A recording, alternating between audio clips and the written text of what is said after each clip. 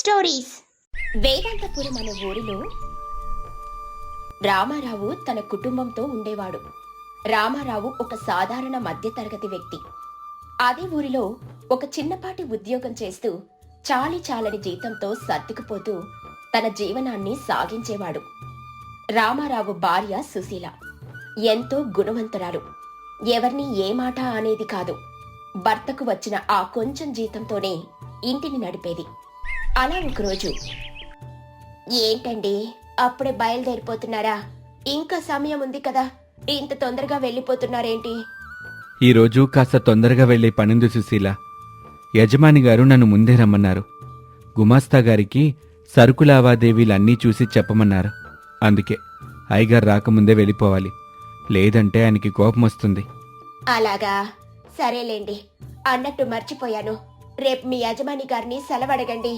సెలవా? సెలవెందుకు సుశీల? అదేంటండి అప్పుడే మర్చిపోయారా? మీ చెల్లి కూతురు పెళ్ళుందని వారం క్రిందటే శుభలేఖ ఇవ్వడానికి మీ చెల్లొచ్చింది కదండి. రేపే పెళ్లి, రేపు మనం ఆ పెళ్లికి వెళ్ళాలి. అవును గదు, పనిలో పడి ఆ సంగతే మర్చిపోయాను. రేపు సెలవంటే మా యజమాని గారు ఏమంటారో ఏంటో. పైగా రేపు పెళ్లికి వెళ్ళాలంటే వాళ్ళకేదైనా బహుమతి తీసుకోవాలి. దానికి డబ్బులు మా యజమాని గారినే అడగాలి. ఈరోజు ఏదైనా మంచి సమయం చూసుకుని అడుగుతాను. సర్లే, ఇప్పటికి ఆలస్యం అవుతుంది, నేను వెళ్ళొస్తాను అని చెప్పి అక్కడి నుండి తాను చేస్తున్న ఉద్యోగానికి వెళ్లిపోతాడు రామారావు. రామారావు పని చేసుకుంటూ ఉండగా అక్కడికి తన యజమాని అయిన పద్మభూషణం వస్తాడు. ఏంటయ్యా రామారావు, పనులన్నీ సరిగ్గా జరుగుతున్నాయా? పని వాళ్ళందరూ సరిగ్గా పనిచేసేలా నువ్వే చూడాలి. అన్నట్టు సరుకు వివరాలన్నీ గుమస్తాకి చెప్పమన్నాను, చెప్పావా? చెప్పానయ్య గారు, అంతా వివరంగా గుమస్తా గారికి చెప్పాను. అది ఏంటయ్యా, ఏంటి నాంచుతున్నావు? ఏంటి విషయం? అయ్యగారు, మీతో ఒక విషయం విన్నవించుకోవాలి. ఏంటది? అయ్యగారు, రేపు మా చెల్లి కూతురు పెళ్ళి, అందుకు కమలాపురం వెళ్లాల్సి వస్తుంది. దయచేసి మీరు నాకు సెలవిప్పించారంటే రేపొక్క రోజులో పెళ్లి చూసుకొని ఎల్లుండి పనిలోకి వచ్చేస్తాను.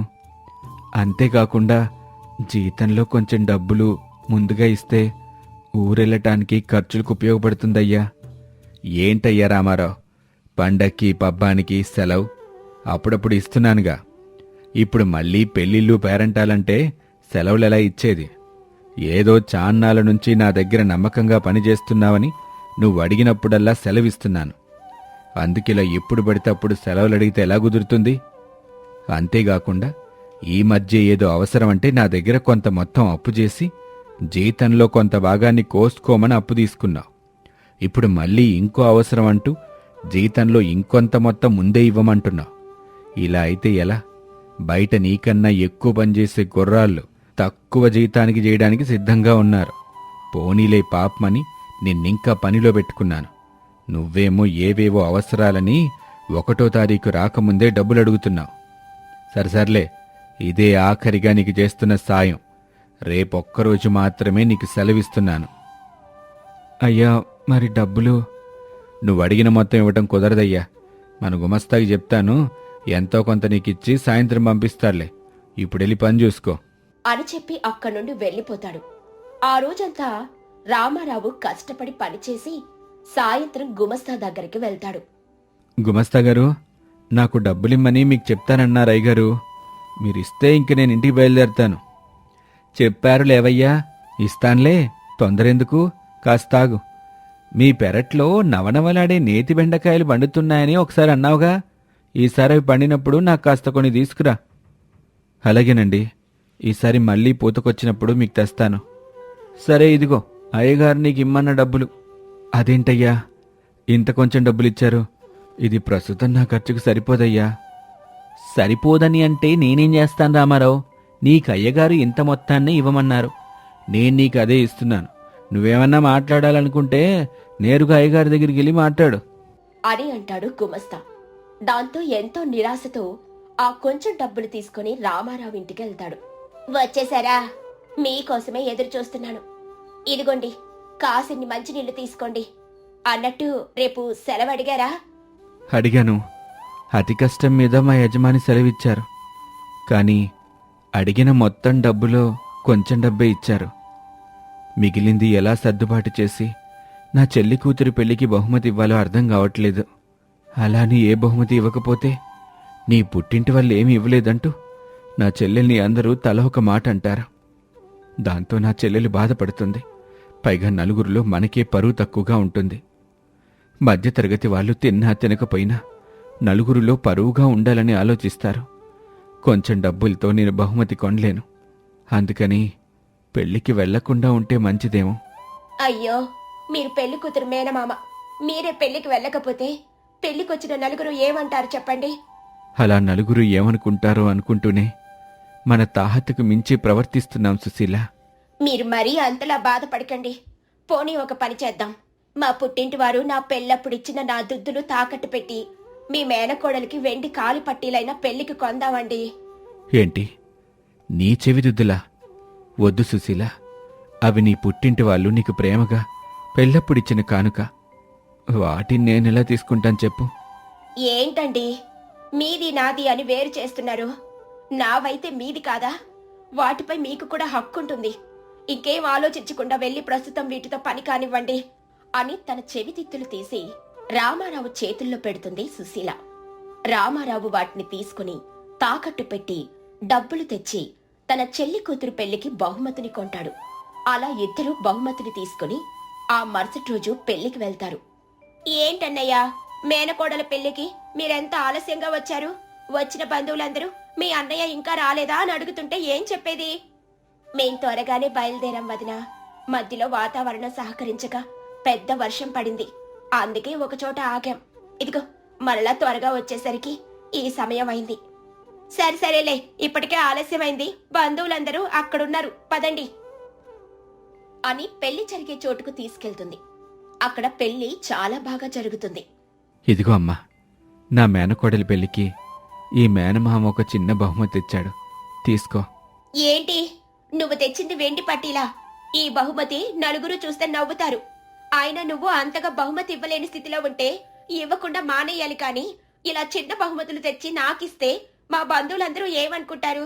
దాని బదులు నువ్వు ఇవ్వకుండా మానేస్తే నేనే ఏదో ఒకటి చెప్పి నువ్వేదో బంగారు నాణమో బంగారు నగో ఇచ్చావని చెప్పుకుంటాను కదా. ఇప్పుడు అందరి ముందు ఏదో పెద్ద బహుమతి ఇచ్చిన వాడిలా ముందుకొచ్చి నా చేతిలో పెట్టావు. తెచ్చిందేమో వెండి పట్టీలు. ఈ మాత్రం దానికే బంగారం ఏదో ఇస్తున్నాను అన్నట్టు అందరి ముందు తెచ్చివ్వాలా అని చిరాగ్గా బహుమతిని తీసుకుని లోపలికెళ్లిపోతుంది తన చెల్లెలు. అలా తన చెల్లెలు మాట్లాడేసరికి రామారావు బాధపడతాడు. అంతలో కాంతమ్మ భర్త అయిన రాఘవయ్య అక్కడికొస్తాడు. బావగారు, చూస్తుంటే మీరింకా భోజనం చేసినట్టు లేరు. రండి, వచ్చి భోజనం చేదురు. పర్వాలేదు బావగారు, ముందు బంధువులందరికీ భోజనం చేయమనండి, మేం తర్వాత తింటాం. బావగారు, మీ చెల్లన్న మాటలకి మీరు బాధపడుతున్నట్టున్నారు. మీ చెల్లెల గురించి మీకు తెలిసిందేగా. అయినా మీరు ఎంతో కష్టపడి మీ చెల్లెల్ని అయిన వాళ్ళింటికి కోడల్ని చేశారు. కానీ ఈరోజు మీ చెల్లి మిమ్మల్ని హీనంగా చూస్తుంది. పాత రోజుల్ని మనుషులు మర్చిపోతారు. నా కోసమైనా మీరు బాధపడకుండా తృప్తిగా భోజనం చేసి నా కూతుర్ని ఆశీర్వదించండి. అయ్యో బావగారు, నేనేమీ బాధపడట్లేదు. మనస్ఫూర్తిగానే నా మేనకోడల్ని నేను ఆశీర్వదిస్తాను. అమ్మ విమలా, ఇలారా, మావయ్య అత్తయ్య దగ్గర ఆశీర్వాదం తీసుకో. బావగారు, ఇదిగోండి, అక్షింతలు తీసుకొని వధూవరులని ఆశీర్వదించండి. విమల తన భర్తతో సహా వచ్చి రామారావు సుశీల ఆశీర్వాదం తీసుకుంటుంది. అంతలో అక్కడికి కాంతమ్మ ఒక ముసలావిణ్ణి తీసుకుని అక్కడికొస్తుంది. అన్నయ్య, ఈవిడెవరో నీకోసమే వచ్చింది. మనకి ఎవరో దూరపు బంధువు అవుతుందట. నీతో మాట్లాడాలని నిన్ను వెతుకుతూ నా దగ్గరకొస్తే నీ దగ్గరకు తీసుకొని వచ్చాను. ఎవరండి మీరు? నువ్వు రామారావు కదూ? మీ నాన్న పేరు విశ్వేశ్వరయ్య కదూ? మీరు రాజకట్ల వారి వీధిలో ఉండేవారు కదా? అవునండి. మా నాన్నగారు మీకు తెలుసా? తెలుసా? ఏమిటి, మీ నాన్నగారు నాకు స్వయాన బావగారవుతారు. నువ్వు అచ్చం మీ నాన్నలాగే ఉన్నావు. మీ నాన్న చాలా మంచివారు. నా భర్త మీ నాన్న అన్నదమ్ములు. అప్పట్లో నా భర్త మీ నాన్నగారిని మోసం చేసి మీ ఆస్తిని కూడా రాయించుకున్నారు. ఆ పాపమే మా వంశనాశనానికి నాందయింది. ఇంకా ఆ పాపం నేను మొయ్యలేనయ్యా. అందుకే మీ ఆస్తిని మీకు తిరిగిచ్చేస్తానని మొన్ననే నేను ఈ ఊరొచ్చాను.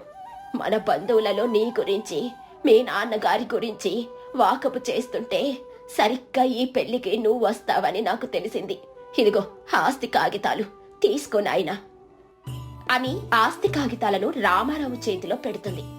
రామారావు ఆశ్చర్యంగా అవి పట్టుకుని చూస్తూ ఉంటాడు. కాంతమ్మ ఆస్తి పత్రాలు చూడగానే కళ్ళు మెరుస్తూ ఉంటాయి. ఎంతో ఆనందంతో ఇలా అంటుంది, నాకు తెలుసన్నయ్యా, నువ్వేదో ఒకరోజు చాలా గొప్ప స్థాయికి వస్తావని. ఇలా నాన్న ఆస్తి అకస్మాత్తుగా కలిసి రావడం, నువ్వు అకస్మాత్తుగా ఇంత గొప్పవాడు అయిపోతావని నేను అస్సలు అనుకోలేదు సుమి. వదిన మొహంలో నాకెప్పుడు లక్ష్మి కళ కనిపిస్తూ ఉండేది. అలాగే మిమ్మల్ని వెతుక్కుంటూ ఆ లక్ష్మీదేవియే మీ వద్దకొచ్చింది. అయ్యో రామా, అసలే మర్చిపోయాను. మీరు ఫోన్ చేశారా లేదా? పదండి వెళ్ళి భోజనం చేద్దాం. అన్నట్టు నా కూతుర్ని నీ చేతులతో మనసారా ఆశీర్వదించన్నయ్యా. ఏంటే అలా కళ్ళప్పగించి చూస్తున్నావు? వెళ్ళి మామయ్య కాళ్ళ మీద పడు. మామయ్య ఆశీర్వదిస్తే నీకు లోటు ఉండదు అని లేని ప్రేమ మొత్తాన్ని వలకపోస్తుంది. మర్యాదలతో ముంచెత్తుతుంది కాంతమ్మ. అలా ప్రవర్తిస్తూ ఉంటే రాఘవయ్య ఆశ్చర్యపోతూ చూస్తూ ఉంటాడు. భోజనాల దగ్గర అతి మర్యాదగా ప్రవర్తిస్తుంది కాంతమ్మ. అది చూసి అందరూ ఆశ్చర్యపోతారు. ఇంక నేను వెళ్ళొస్తాను కాంతమ్మ, ఇప్పటికే చాలా ఆలస్యమైంది. అప్పుడే వెళ్ళిపోతానంటావేంటన్నయ్యా? ఇంకో 2 రోజులు ఉండరాదు? లేదు కాంతం, నేను ఈ ఒక్కరోజే యజమాని దగ్గర సెలవు తీసుకున్నాను. ఖచ్చితంగా రేపు పనిలోకి వెళ్ళాలి. ఇంకా ఆ పాడుద్యోగం నువ్వు చేయవలసిన అవసరం ఏంటన్నయ్యా? ఉద్యోగం మానేసి ఇప్పుడు నువ్వు లక్షాధికారివి. దానికి తగ్గట్టు హుందాగా ఉండాలి. నువ్వు అనుకున్నట్టుండాలంటే మనిషికి కాకుండా ఎదుటివారి డబ్బుని చూసి మర్యాద ఇవ్వటం నేర్చుకోవాలా? అది నా వల్ల కాదు. నేను మధ్యతరగతి కుటుంబం నుంచి వచ్చాను. ఇప్పుడు అకస్మాత్తుగా డబ్బులొచ్చాయని లేని వారిని చులకన చేస్తూ ఉన్నవారిని కలుపుకొని పోలేను. అకస్మాత్తుగా వచ్చిన డబ్బుల కంటే మధ్యతరగతి వాడిగా ఉంటూ నాకు తగ్గ ఉద్యోగం చేస్తూ వచ్చే డబ్బుల్లో నాకు ఆత్మగౌరవం ఉంటుంది. నేను మనిషికి విలువని గౌరవాన్ని ఇస్తాను, డబ్బును చూసి కాదు. నాన్న ఆస్తి నా ఒక్కడిదే కాదు, నీకు కూడా కొంత వాటా ఇస్తాను. నువ్వు అంతగా భయపడక్కర్లేదు, కష్టపడి నటించక్కర్లేదు. అకస్మాత్తుగా నువ్వు ఇంత మారిపోవాల్సిన అవసరమూ లేదు. తాత ఆస్తి మన వాళ్ళకే చెందుతుంది. నీకివ్వగా మిగిలింది నా పిల్లలకిస్తాను. నేను నా చిన్నపాటి ఉద్యోగంతో మధ్యతరగతి వాడిగా బ్రతకటమే నాకెంతో సంతృప్తినిస్తుంది. అదే నాకు విలువ అని చెప్పి అక్కడి నుండి వెళ్లిపోతాడు. అంతకుముందు డబ్బు లేదని తన అన్నని హేళనగా చూసి డబ్బొచ్చిన తర్వాత అతిగా ప్రవర్తించిన తన ప్రవర్తనకు సిగ్గుపడుతుంది కాంతమ్మ. అనగనగా ధనియాలపురం అనే ఒక అందమైన పల్లెటూరుండేది. ఎటు చూసినా పచ్చని పొలాలతో కలకలలాడుతూ ఉండేది. ఆ ఊరిలో ప్రజలందరూ వ్యవసాయం చేస్తూ సాధారణ జీవితాన్ని గడిపేవారు. అదే ఊరిలో శ్యామలమ్మ అనే ఒక ముసలావిడుండేది. అలా రోజులు గడిచిపోతూ ఉంటాయి. శ్యామలమ్మ అదే ఊరిలో జమీందార్ దగ్గరికి మాట్లాడడం కోసమని వెళ్తుంది. శ్యామలమ్మని చూసిన జమీందార్ ఆమెతో ఇలా అంటాడు, ఏంటవ్వా ఇలా వచ్చావు? మీ ఆయన కోసం వచ్చావా? ఇంకా మీ ఆయన పనిలోకి రాలేదు. అయ్యా, నా పెనిమిటి కోసం రాలేదు. నా పెనిమిటి ఇంకా మీ దగ్గర పని చేయలేడు. ఏంటి బామ్మ నువ్వనేది? రామయ్య నా దగ్గరికి పనికి ఎందుకు రాడు? ఏమైంది? నాకంటే డబ్బులు ఎవరైనా ఎక్కువిస్తానన్నారా? అలా అయితే చెప్పు, నేను కూడా వాళ్ళిచ్చినంత డబ్బులే ఇస్తాను. రామయ్య చాలా నమ్మకస్తుడు. అలాంటి పనివాడు ఎంత వెతికినా దొరకడు. వెళ్ళు, ఇప్పుడే వెళ్ళి రామయ్యని వెంటనే పనిలోకి పంపు. అయ్యా, నా పెళ్ళైన నాటి నుండి నా పెనిమిటి మీ దగ్గరే పని చేస్తున్నాడు. ఎంత ఎక్కువ డబ్బిస్తానన్నా సరే ఆయన మీ దగ్గర తప్ప ఎవరి దగ్గర పని చెయ్యడు. ఆయనెవరో దగ్గరికి పనికి వెళ్ళలేదు. ఆయనకి కాళ్ళు చేతులు 2 చచ్చుబడిపోయాయి. వైద్యుడు ఆయనకి కాళ్ళు చేతులు బాగుపడాలంటే మందులు తప్పకుండా వాడమని చెప్పాడు. అందుకే ఆయనిక మీ దగ్గర పని చేయడానికి రాలేడు. ఆయన కాని కన్ను మూస్తే నాకు దిక్కెవరయ్యా అని చాలా బాధపడి ఏడుస్తూ ఉంటుంది.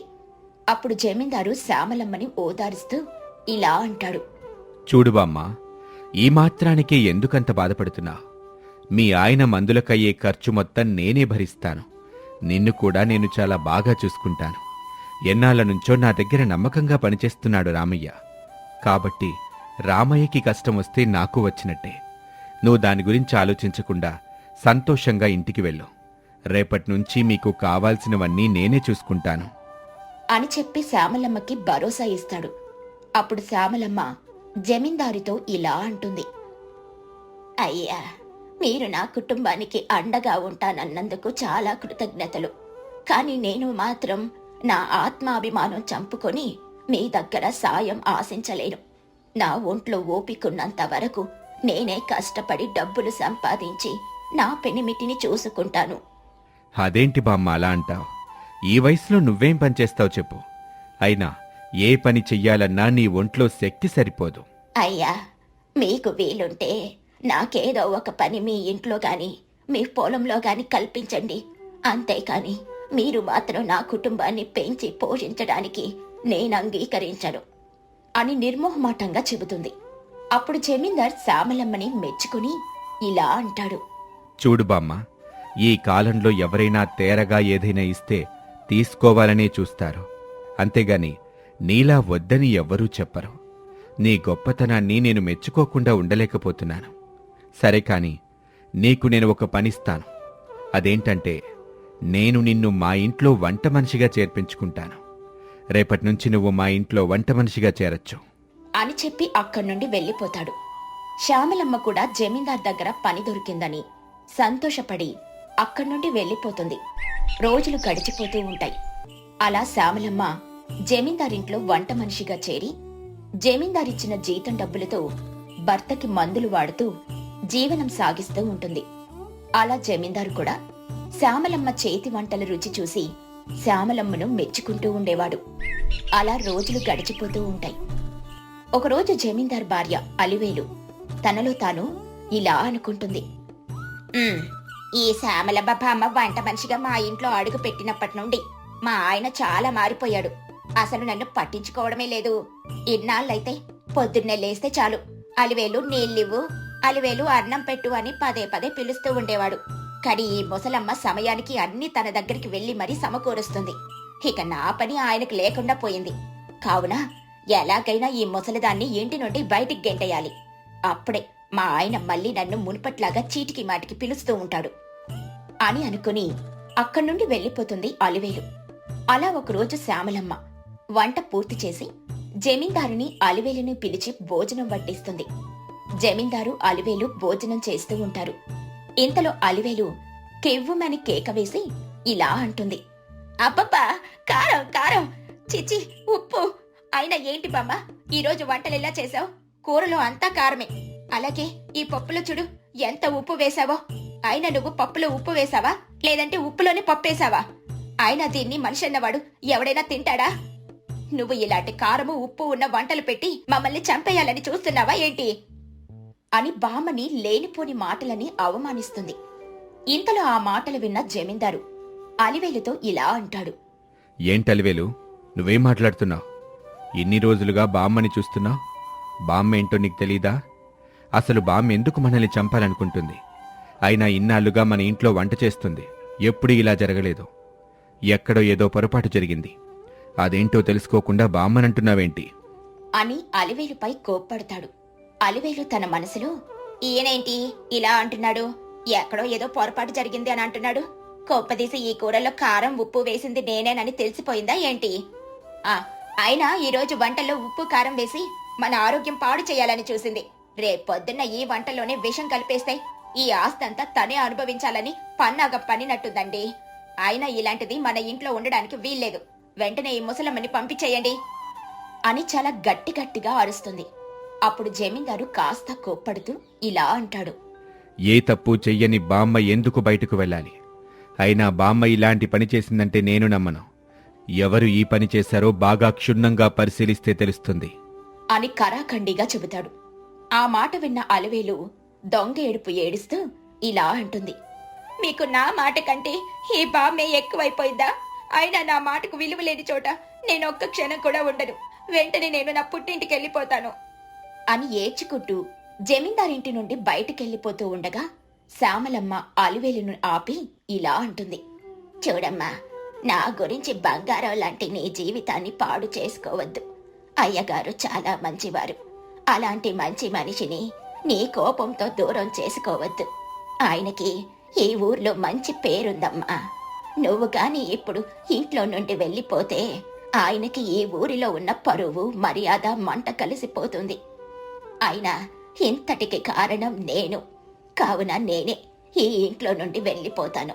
కాని మరెప్పుడు ఇలాంటి తొందరపాటు నిర్ణయాలు తీసుకోవద్దమ్మా అని అలివేలుకు నచ్చచెప్పి శ్యామలమ్మ అక్కడి నుండి వెళ్ళిపోతూ ఉండగా జమీందారు ఇలా అంటాడు. అయినా నువ్వెందుకు బామ్మ బయటకు వెళ్ళాలి? చెయ్యని తప్పుకి నీపై నింద మోపింది. అది చేసిందే పెద్ద తప్పు. తప్పు అది చేస్తే శిక్ష నీకా? అయ్యా, మీకు నా మాట మీద ఏమాత్రం గౌరవమున్నా మీరింకేం మాట్లాడొద్దు. మీ దంపతులిద్దరూ నిండు నూరేళ్లు కలిసి హాయిగా ఉండాలి. నాలాంటి వాళ్ళ వల్ల మీరు విడిపోకూడదయ్యా అని చెప్పి అక్కడి నుండి వెళ్ళిపోతుంది. జమీందారు కూడా చేసేదేమీ లేక అక్కడి నుండి వెళ్ళిపోతాడు. అలివేలు తాను వేసిన పథకం ఫలించినందుకు సంతోషపడి అక్కడి నుండి వెళ్ళిపోతుంది. అలా రోజులు గడిచిపోతూ ఉంటాయి. తన భర్తకి మందులు కొనడానికి డబ్బులు ఎలా వస్తాయా అని ఆలోచిస్తూ ఉండగా తనకొక ఆలోచన వస్తుంది. అప్పుడు అనుకున్నదే తడవుగా సంతకు వెళ్లి కూరగాయలు వగైరా సామాన్లన్నీ కొనుక్కొనొచ్చి ఇంట్లో రకరకాల కూరలు అలాగే అన్నం సిద్ధం చేస్తుంది. ఇంతలో మంచం మీద పడుకున్న రామయ్య గిన్నెలు గెరటెలు శబ్దం విని నిద్రలేచి శ్యామలమ్మతో ఇలా అంటాడు. ఏంటే శ్యామల, ఏం చేస్తున్నావు? ఏంటే ఇంటి నిండా ఈ రకరకాల కూరలు, అట్టగే అన్నం కూడా ఎందుకే ఇంత ఎక్కువ ఉండేవు? మనిద్దరమే కదా ఉన్నావు ఇంట్లో. 50 మందికి సరిపడా ఎందుకు భోజనం వండావు? ఏం చేస్తావు ఇదంతా అని మూలుగుతూ ప్రశ్నల మీద ప్రశ్నలు వేస్తాడు. ఇంతలో శ్యామలమ్మ కాస్త చిరునవ్వు నవ్వి ఇలా సమాధానమిస్తుంది. మరేం లేదులే పెనిమిటి, నాకు జమీందారు దగ్గర ఎలాగో వంట మనిషి పని పోయింది కదా, మనకి ఖర్చులకి డబ్బులు ఎలా వస్తాయి? కాబట్టి ఇలా భోజనం సిద్ధం చేసి ఊర్లో వారికి అమ్ముదామని ఇంత మొత్తంలో వంటను వండాను. ఆ మాట విన్న రామయ్య మళ్ళీ మూలుగుతూ దగ్గుతూ ఇలా అంటాడు. అయినా నువ్వు భోజనం అమ్మావనుకో, మహా అయితే పళ్ళానికి 10 రూపాయలు 20 రూపాయలు లాభం వస్తుంది. కానీ నా మందులకి చాలా ఎక్కువ డబ్బులు కావాలిగా, మరి అన్ని డబ్బులు ఎలా వస్తాయి అని మళ్ళీ ఇంకో సందేహం వ్యక్తం చేస్తాడు. అప్పుడు ముసలమ్మ చురుగ్గా ఇలా అంటుంది. ఓసిన ముసలి పెనిమిటి, నేనొక పల్లెం భోజనం ధర కేవలం 20 రూపాయలు మాత్రమే చెబుతాను. అలా తక్కువ ధరకే భోజనం దొరకడం వల్ల అందరూ మన దగ్గరికే తినడానికి వస్తారు కదా. అదేంటి, ఒక పళ్ళెం భోజనం 20 రూపాయలకి అమ్మితే మనకేం లాభం వస్తుంది? ఇందులోనే ఒక లొసుగుందయ్యా. అదేంటంటే ఒక మనిషి 20 రూపాయలు పెట్టి ఒక భోజనం పళ్ళెం కొంటే అతనికి ఎంత కావాలంటే అంత భోజనం చెయ్యొచ్చు. కానీ పళ్ళెంలో పెట్టుకున్న భోజనంలో ఒక్క మెతుకు కూడా వదిలినా అతను 150 రూపాయలు తిరిగి మనకి జరిమానా కట్టాలి అని ఒక కాగితంపై రాసి పెడతాము. అలా శ్యామలమ్మ మాటలు విన్న రామయ్య గట్టిగా నవ్వుతూ ఇలా అంటాడు. శభాష్ శ్యామల, ముసలమ్మవైనా చాలా బాగా ఆలోచించావు. నువ్విలా రాసి పెడితే నీ దగ్గరికి భోజనానికి వచ్చిన ఎవ్వరూ కూడా అలా పల్లెంలో ఎక్కువ ఆహారం పెట్టుకోవడానికి ఇష్టపడరు. ఒకవేళ ఎవరైనా పెట్టుకున్నా వాళ్ళు తినలేక పల్లెంలో వదిలేస్తే ఖచ్చితంగా వాడు 150 రూపాయలు జరిమానా కట్టాలి. ఈ షరతు వల్ల ఎవ్వరూ ఆహారం వృధా చేయరు. ఎవరి కడుపుకి బట్టినంత వాళ్ళు మాత్రమే తింటారు. ఎంత గొప్పగా ఉన్న నీ తెలివితేటలకి నేను మెచ్చుకోకుండా ఉండలేకపోతున్నాను అని ముసలమ్మ తెలివికి చప్పట్లు కొడుతూ అభినందిస్తాడు. అలా ఆ రోజు నుండి ముసలమ్మ తెలివితో తన ఇంట్లోనే ఊరి వాళ్ళందరికీ భోజనాలు సిద్ధం చేసి అమ్ముతూ, అలాగే ఎవరైతే ఆహారాన్ని వృధా చేస్తారో వారి దగ్గర జరిమానాలు కూడా వసూలు చేస్తూ ఆ వచ్చిన డబ్బులతో తన పెనిమిటికి మందులు కొంటూ హాయిగా జీవనం సాగిస్తూ ఉండేది. ప్రతి భోజనశాల వాళ్ళు కూడా ఈ ముసలమ్మ చేసినట్టుగానే చేస్తే ఎవరు కూడా అనవసరంగా ఆహారాన్ని వృధా చేయరు.